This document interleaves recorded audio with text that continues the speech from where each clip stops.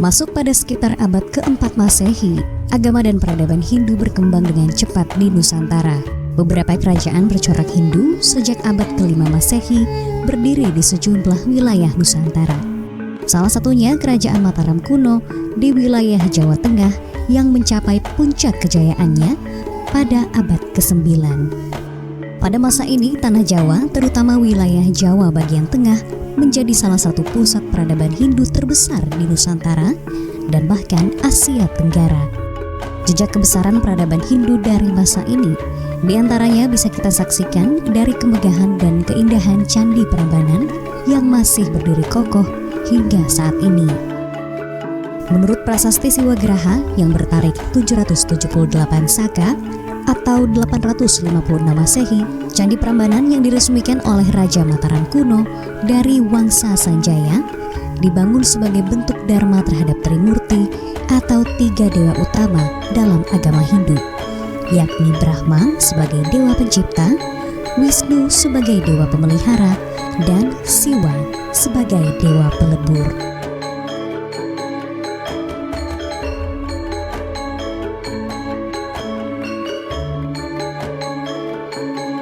Terletak di Desa Karangasem, Kabupaten Sleman, Yogyakarta, Candi Prambanan atau Candi Loro Jonggrang yang diduga dibangun pada abad ke-9 ditempatkan khusus dalam halaman suci di Kompleks Candi Prambanan.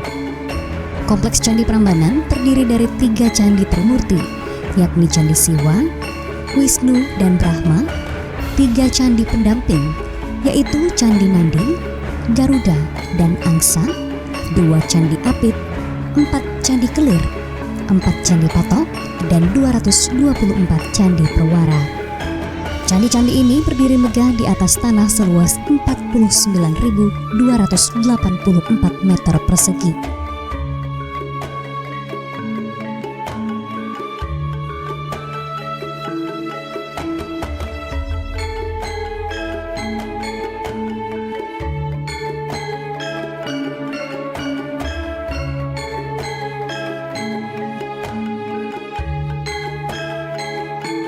Sejauh ini memang belum ditemukan manuskrip kuno atau prasasti yang menjelaskan kawasan Prambanan atau wilayah Jawa bagian tengah lain sebagai lokasi sebuah peradaban besar. Sebuah karya kesusastraan bernuansa Hindu berjudul Kakawin Ramayana yang ditulis sekitar tahun 870 Masehi bisa menjadi penanda kejayaan Mataram Hindu. Naskah Kakawin yang ditulis semasa pemerintahan Dia Balitung dengan alur cerita yang sama dengan yang terpahat pada relief di pagar langkan Candi Siwa dan Brahma ditemukan di wilayah Gunung Merapi Merbabu dan disalin kembali pada tahun 1521 Masehi.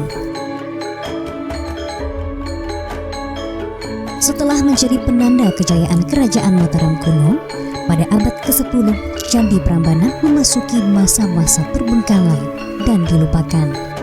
Pemindahan istana atau pusat kerajaan ke Jawa Timur hingga faktor bencana alam seperti letusan gunung berapi dan gempa bumi membuat Candi Prambanan sedikit demi sedikit hancur, tidak terurus hingga terpendam semak belukar.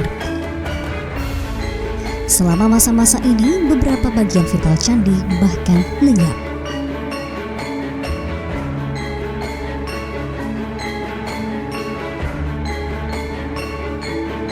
Pada tahun 1733, reruntuhan Candi Prambanan yang sebagian sudah tertimbun di tanah dan ditumbuhi semak belukar ditemukan kembali oleh C.A. Lons, seorang berkebangsaan Belanda. Temuan ini dilaporkan pada VOC. Berpuluh tahun kemudian pada akhir masa pendudukan Inggris di Jawa, Colin Mackenzie, surveyor bawahan Gubernur Jenderal Jawa, Sir Thomas Stamford Raffles mengunjungi reruntuhan Candi Prambanan. Berdasarkan catatan Mackenzie dan beberapa catatan lain, Raffles kemudian menulis uraian yang cukup panjang tentang Candi Prambanan dalam buku magnum opusnya yang terbit tahun 1817, The History of Java.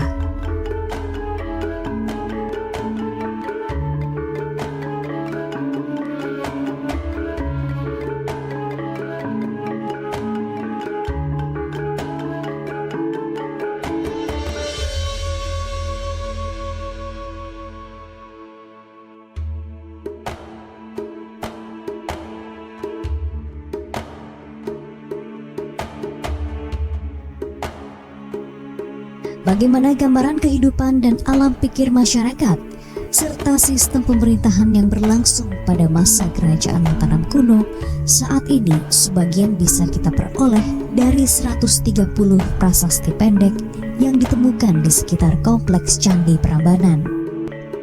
Salah satu prasasti yang menggambarkan keberadaan Candi Prambanan pada masa kerajaan Mataram kuno adalah prasasti Siwagraha.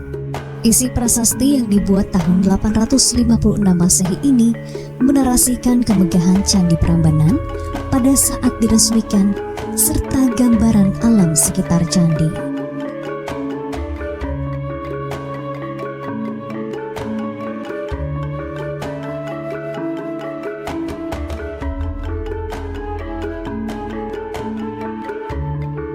Hingga kini kepastian kapan waktu pendirian Candi Prambanan dan siapa yang membangunnya masih belum jelas. Di kalangan masyarakat sekitar candi terdapat mitos bahwa kompleks Candi Prambanan dibangun lewat konflik romansa antara Bandung Bondowoso dengan Roro Jonggrang.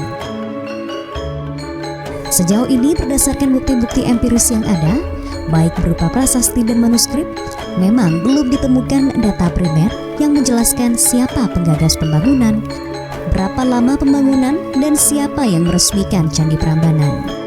Meski demikian, para arkeolog sepakat menjadikan prasasti Siwagraha yang ditulis pada masa pemerintahan Rakai Pikatan sebagai acuan sejarah Candi Prambanan.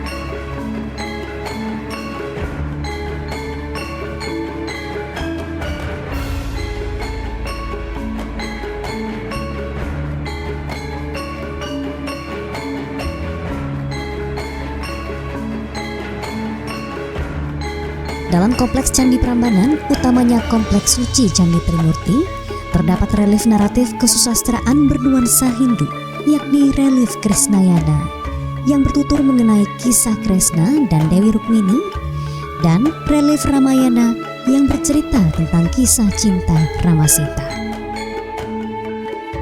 Di balik kisah Ramayana yang terpahat di kompleks Candi Roro Jonggrang, terkandung nilai filosofi yang dalam mengenai pergulatan batin manusia sebelum mencapai sebuah titik pencerahan.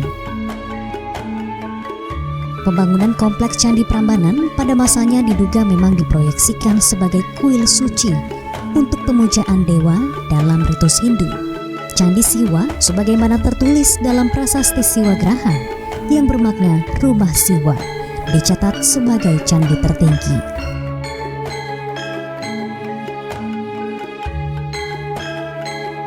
Kompleks Candi Prambanan diperkirakan berfungsi sebagai kuil suci untuk pemujaan semasa kejayaan Kerajaan Medang atau Mataram kuno.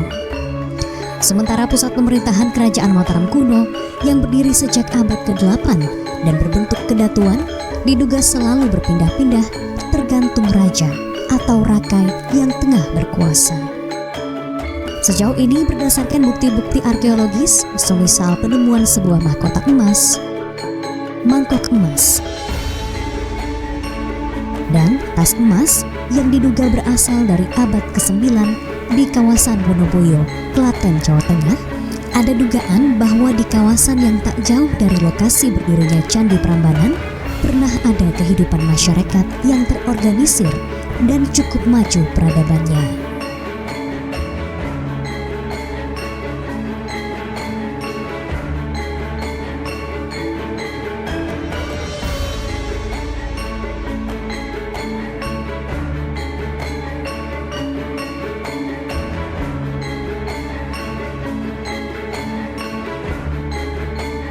Kerajaan Mataram kuno di Jawa Tengah diduga mulai mengalami kemunduran pada masa kepemimpinan Rakai Kayuwangi dari tahun 856 hingga 880 Masehi.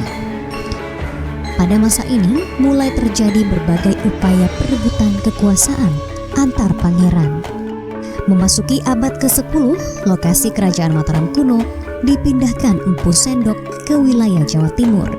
Akibat perpindahan ini, Candi Prambanan dan banyak bangunan candi lain menjadi tak terurus dan mengalami kerusakan.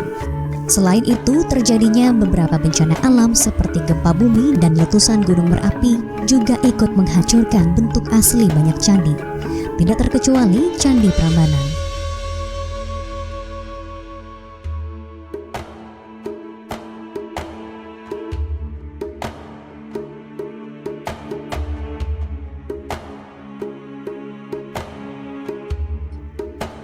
Bangunan Candi Prambanan kembali ditemukan oleh C. Alons pada tahun 1733 dalam kondisi runtuh serta tertutup tanah dan semak belukar.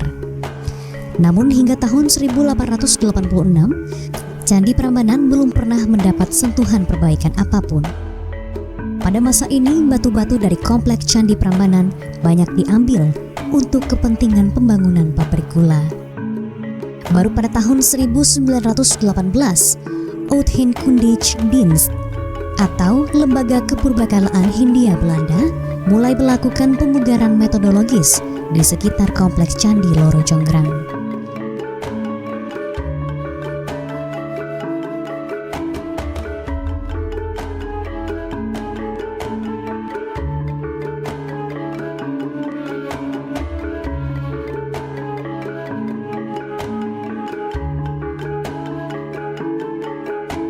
Candi Prambanan yang dibangun berdekatan dengan lokasi deretan Candi Buddha Mahayana bisa menjadi bukti sejarah yang otentik bahwa sikap toleran dan saling menghargai antar keyakinan yang berbeda telah lama menjadi nilai-nilai yang dimuliakan masyarakat Nusantara dan dipercaya menjadi sumber kedamaian dan keagungan.